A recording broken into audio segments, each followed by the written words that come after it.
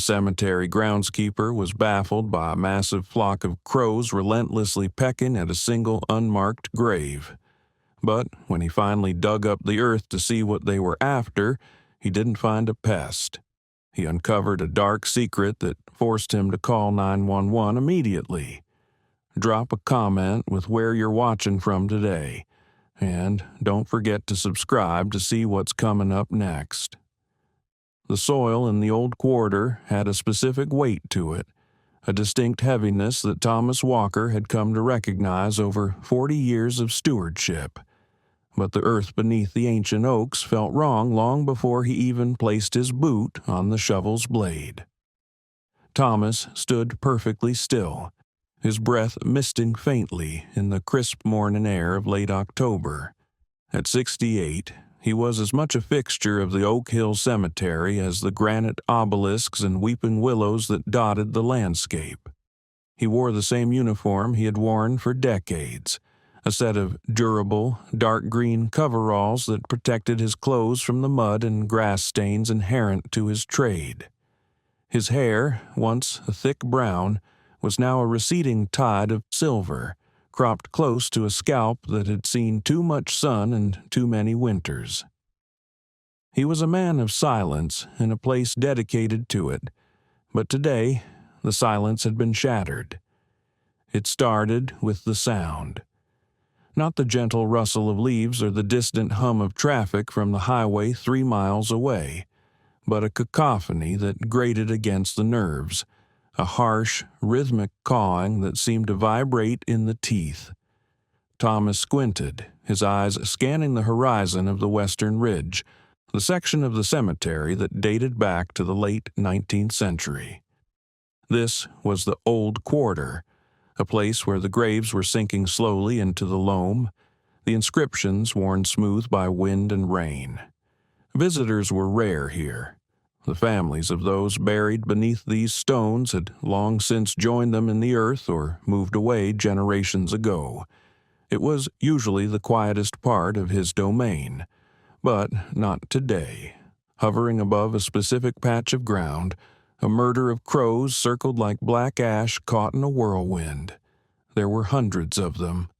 Thomas had seen crows in the cemetery before, solitary sentinels perched on headstones or small groups fighting over a dropped crust of bread near the maintenance shed.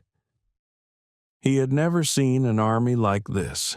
They dove and swooped, a chaotic funnel of black wings and sharp beaks, their cries deafening. "What in the hell has gotten into you?" Thomas muttered, his voice rough from disuse. He shifted the rake he was holding from one hand to the other, the wood smooth and familiar against his calloused palm. He began the long walk up the gentle slope toward the disturbance. His boots, heavy leather work boots that he oiled every Sunday, crunched softly on the gravel path before he stepped onto the grass. He moved with a slow, deliberate gait, the walk of a man whose knees remembered every grave he had ever dug. As he approached, the behavior of the birds became more unsettling. They weren't just flying, they were landing. Dozens of them hit the ground with frantic energy. They weren't fighting over food, and they weren't roosting. They were attacking the ground. Thomas stopped 10 yards away, a sudden chill running down his spine that had nothing to do with the autumn air. The birds were focused on a single, unmarked patch of earth between 2 tilted slate markers from the 1890s. The grass there was sparse, the soil looking slightly uneven, though Thomas couldn't recall digging a grave there any time in the last decade. The crows were pecking relentlessly, beaks hammered into the dirt, tearing at the grass roots, flinging clumps of soil backward. It looked like a frenzy of excavation. "Hey, get on!" Thomas shouted, waving his arms. Usually, a shout and a wave were enough to scatter the scavengers. Crows were intelligent. They knew the shape of a man meant danger, but these birds barely acknowledged him. A few on the periphery hopped away, flapping their wings in irritation, but the core group, The ones at the center of the patch didn't stop. They were driven by a primal, singular focus. Thomas stepped closer, swinging his rake through the air in a wide arc. "I said get! Go on, you devils!" The whoosh of the rake finally broke their trance. With angry shrieks, the massive black feathers exploded upward, taking to the air in a swirling cloud that blocked out the pale sun. They didn't leave, though. They retreated only as far as the low branches of the surrounding oak trees, lining the limbs like a jury of executioners, staring down at him with intelligent, bead-black eyes. Thomas looked down at the ground they had been assaulting. The grass was shredded. The topsoil was churned up, revealing darker, damper earth beneath. It was a mess, a professional affront to a man who took pride in the manicured perfection of his grounds. "Must be grubs," Thomas reasoned aloud, trying to steady his own nerves, or a mole died near the surface. It was the only logical explanation. Crows were scavengers. If there was a beetle infestation or a dead animal just beneath the sod, they would try to get to it. But deep down, Thomas knew this behavior was excessive for a few beetles. The intensity of it, the sheer number of birds, felt wrong. He spent the next hour repairing the damage, tamping down the loose dirt with the back of his spade and scattering some fresh grass seed from the pouch on his belt. He kept glancing up at the trees. The crows didn't move. They watched him, silent now, waiting. "You're wasting your time," Thomas told them, pointing a gloved finger at the lead crow, a massive bird with a jagged gap in its wing feathers. "Nothing here for you." He left the old quarter feeling a strange tension in his shoulders, a sensation of being watched that persisted until he was back in the safety of his maintenance shed. He locked the door that evening with a heavier turn of the wrist than usual, telling himself that by morning the birds would have moved on to a roadkill deer or a dumpster behind the fast food joint in town. He was wrong. The following morning, the noise was worse. Thomas hadn't even finished his first cup of coffee in the small office attached to the shed when he heard it. It sounded like a riot. He dropped his mug into the sink and hurried outside, grabbing the keys to the small utility cart. He drove it toward the western ridge, the electric motor whining as he pushed it to top speed. When he crested the hill, his stomach dropped. The crows were back, and there were more of them. The patch of earth he had repaired yesterday was decimated. They had dug deeper this time, creating a divot the size of a dinner plate in the center of the unmarked grave. The grass was gone, torn out by the roots. "Enough!" Thomas roared. He drove the cart right up to the edge of the plot, honking the pitiful horn. The birds scattered again, taking up their positions in the trees. The cawing was mocking now, a jeering chorus. Thomas stepped out of the cart, his face flushed with anger. This was a war. They were destroying the sanctity of the grounds. If a grieving family wandered over here and saw this carnage, he would be the one to answer for it. He needed a permanent solution. He couldn't stand guard here 24 hours a day. He returned to the shed and rummaged through the back storage, shoving aside bags of fertilizer and old mowers until he found what he was looking for: a heavy-duty landscaping tarp. It was thick, reinforced canvas, colored a dark brown to blend in with mulch. It was heavy enough to smother weeds and certainly tough enough to stop a bird's beak. He drove back to the sod. The crows watched in silence as he unfolded the tarp. He laid it over the disturbed area, covering a 6-foot by 4-foot rectangle. To ensure they couldn't drag it away, he collected 8 large field stones from the perimeter wall and placed them on the corners and edges of the tarp. "Try getting through that," Thomas muttered, dusting his hands on his coveralls. He looked up at the trees. "Show's over. Go find a landfill." He felt a grim satisfaction as he drove away. It was a temporary eyesore, but it would break their habit. Once they realized they couldn't reach whatever scent was driving them mad, they would leave. He would give it 2 days, then remove the tarp and resod the grass properly. That night, Thomas slept poorly. He dreamed of the sound of tapping. Thousands of little hammers hit in a roof, faster and faster until the roof collapsed. Day 3 began with an ominous silence. Thomas arrived at the cemetery gates at 6 a.m. The sun was just bleeding over the horizon, painting the sky in bruises of purple and orange. He unlocked the main iron gates, the metal cold against his fingers, and waited for the usual morning chorus of songbirds. There was nothing. No robins, no sparrows, just the wind. And then, from the direction of the old quarter, a single, sharp cry. Then another. Thomas didn't bother with the cart. He ran. His heavy boots thudded against the wet grass, his breath coming in short, sharp bursts. He bypassed the central mausoleum, cutting through the rows of Victorian angels and weeping cherubs. When he reached the site, he stopped so abruptly he nearly lost his balance.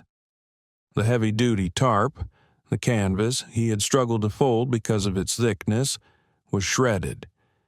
It looked as though someone had taken a pair of shears to it. Strips of brown fabric flapped in the breeze. The stones he had used to weigh it down had been pushed aside, rolled away by what must have been the collective effort of hundreds of birds working in unison. But it was the ground beneath that made Thomas's blood run cold. They had dug a hole. It wasn't just a divot anymore. The crows had excavated a depression nearly 6 inches deep and a foot wide. The soil was flung outward in a frantic radius.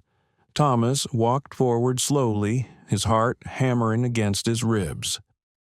The crows were there, perched in the trees, but they weren't cawing. They were watching him with an intensity that felt almost human. They were waiting for him to finish what they had started. Thomas stood over the hole. The smell hit him first. It wasn't the smell of a dead mole or a rotting squirrel. It was faint, masked by the scent of damp earth and pine needles, but Thomas knew death. He had worked in a cemetery for 40 years. He knew the difference between the smell of wet leaves and the copper-sweet tang of something else.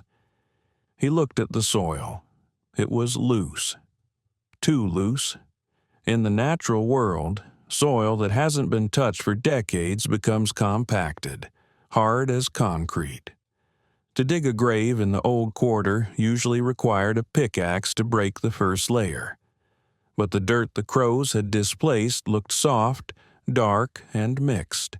Someone had dug here recently, and they had filled it back up.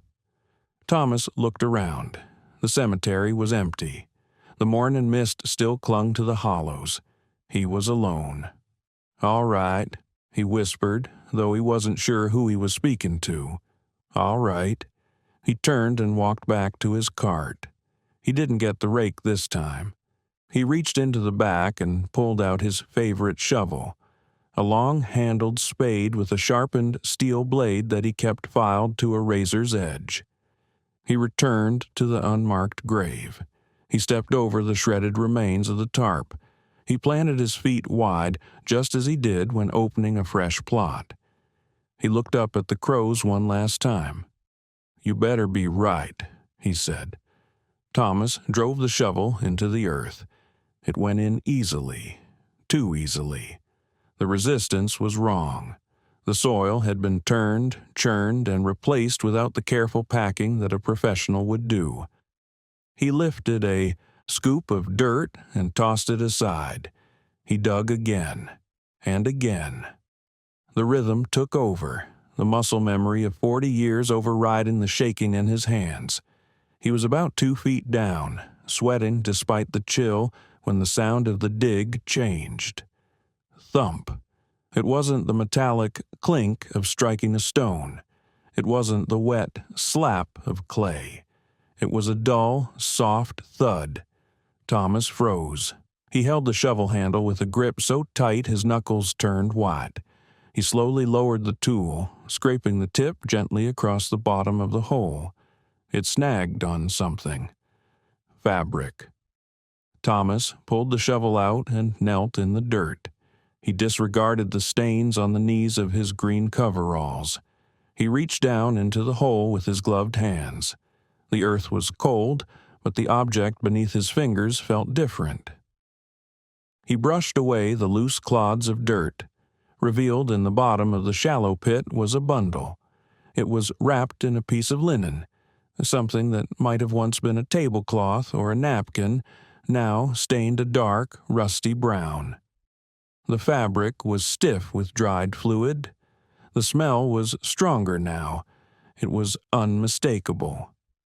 Thomas's breath hitched in his throat. He knew he shouldn't touch it. He knew he should stand up, walk away, and call the sheriff. But the curiosity, the need to know what had driven the birds to madness, was a physical force. With trembling fingers, Thomas reached for the corner of the linen cloth. It was heavy, weighted down by whatever was inside. He peeled it back. He didn't find bones. He didn't find a pet. Laying in the folds of the bloody cloth was a knife. It was a hunting knife, the kind with a serrated spine and a gut hook. The handle was black rubber, designed for grip. The blade, 6 inches of lethal steel, was caked in dark maroon crust. It wasn't rusted. It was dirty with blood that hadn't been there long enough to fully degrade. Thomas stared at it. The violence of the object was jarring against the peaceful backdrop of the cemetery. This was a weapon, a tool of slaughter. He scrambled back, crab walking away from the hole, gasping for air. He ripped the glove off his right hand and fumbled for the phone in his pocket. His fingers were shaking so badly he nearly dropped it into the grass. He dialed 911. 911, what is your emergency? The dispatcher's voice was calm, mechanical. This is Thomas Walker, he stammered, his eyes fixed on the hole as if the knife might leap out at him. I'm the groundskeeper at Oak Hill. You need to send someone. Send the police. Sir, are you in danger?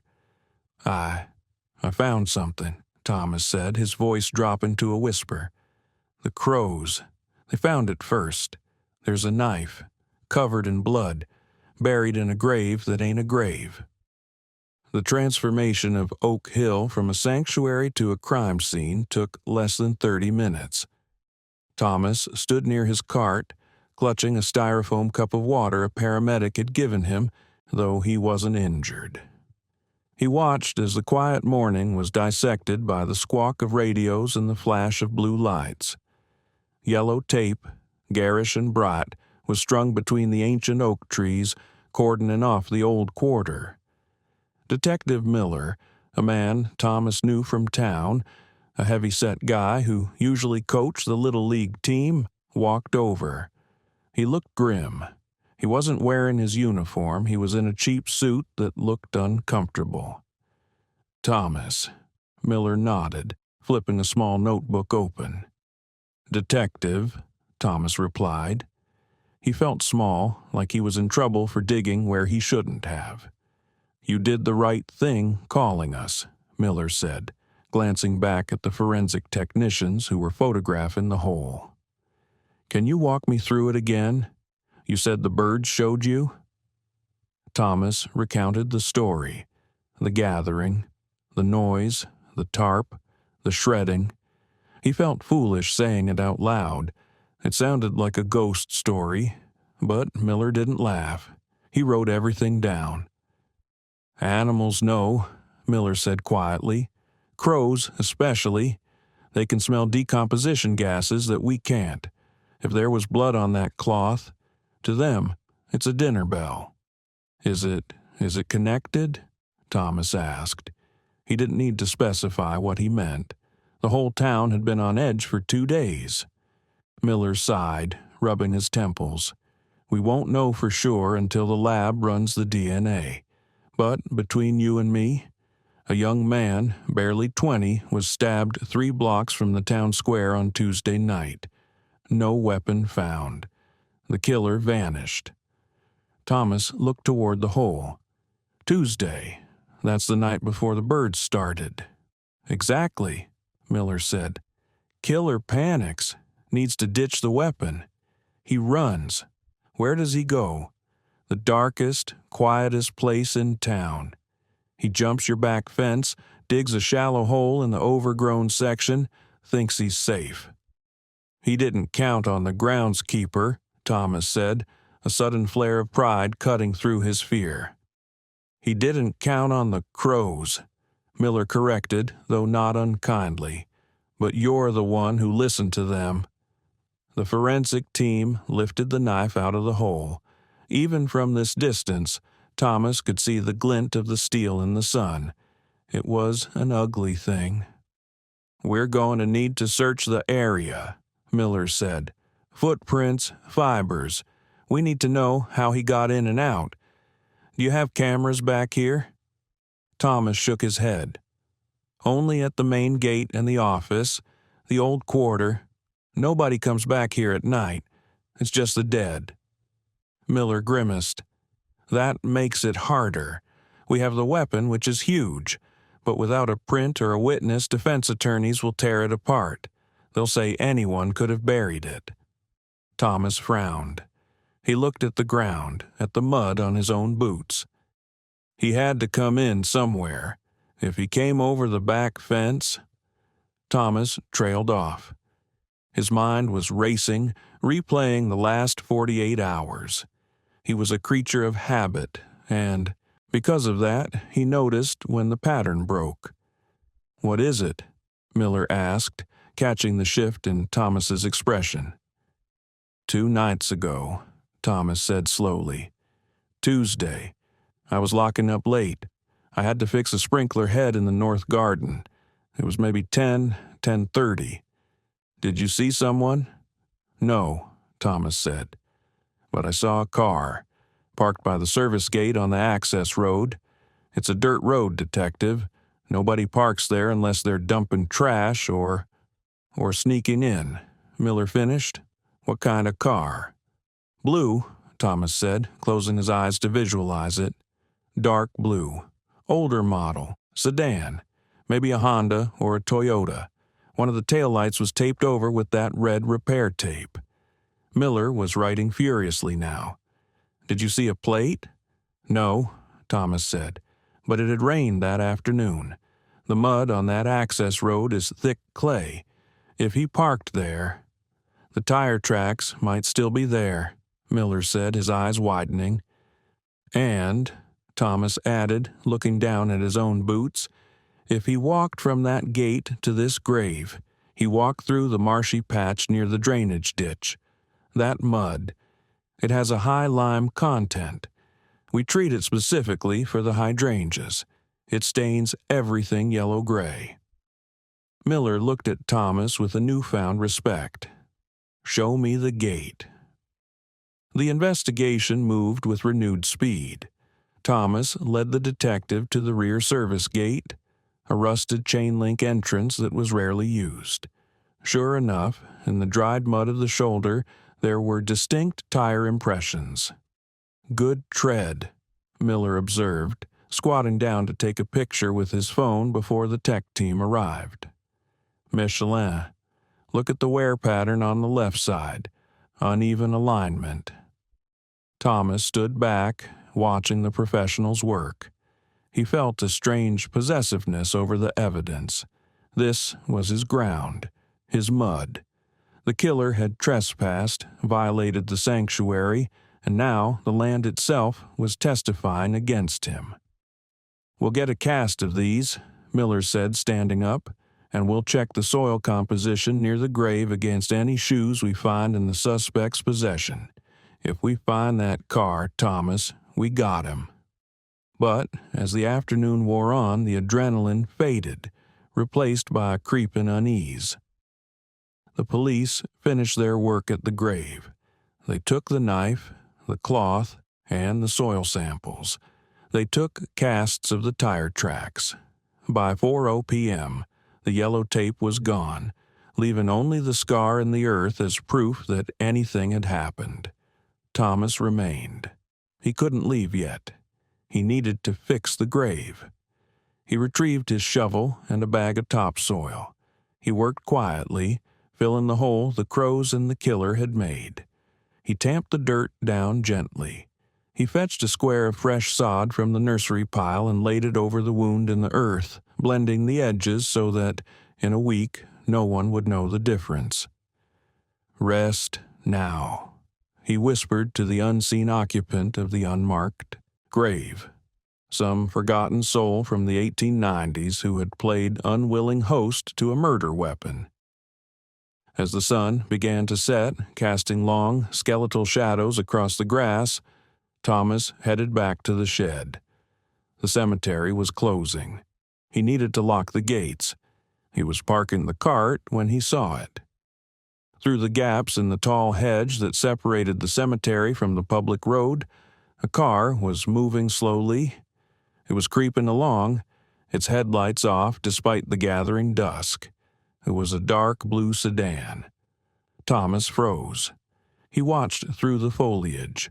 The car slowed to a crawl near the service gate, the same gate where the police had taken the tire casts just hours ago. The driver was looking for something. He was coming back. Panic, cold and sharp, spiked in Thomas's chest. The killer was returning. Maybe he had seen the police activity from a distance and stayed away, but now that the cops were gone, he was coming back to check. Or maybe he wanted to retrieve the knife, not realizing it was already in an evidence bag. Thomas was alone. The police were gone. The cemetery was locked. The car stopped. The engine cut off.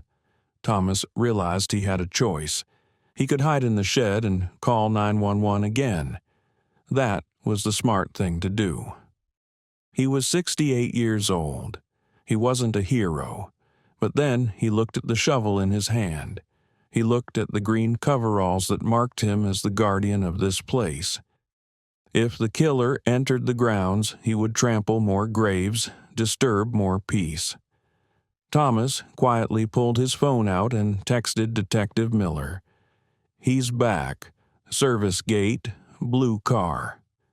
Then, gripping the shovel like a spear, Thomas moved into the shadows of the large mausoleum that overlooked the service entrance. He wouldn't engage the man.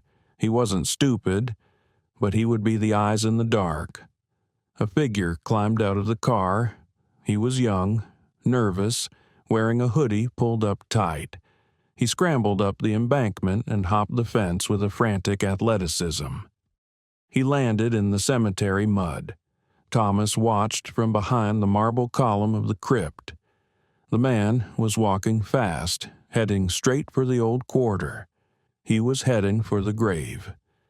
Thomas waited until the man was 50 yards in, deep enough that he couldn't easily turn and run back to the car without being intercepted. Then Thomas stepped out from the mausoleum and slammed the heavy iron door of the crypt shut. Clang.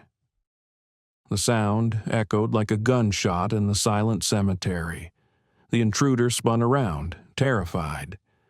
"Who's there?" Thomas stepped into the moonlight, the shovel resting on his shoulder. He looked like a specter, the guardian of the dead. "You're trespassing," Thomas called out, his voice steady and booming, projecting the way he did when chasing off teenagers.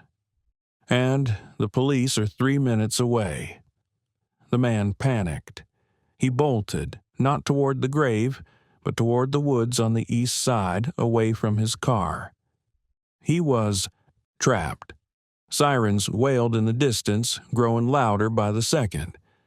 Miller had been close.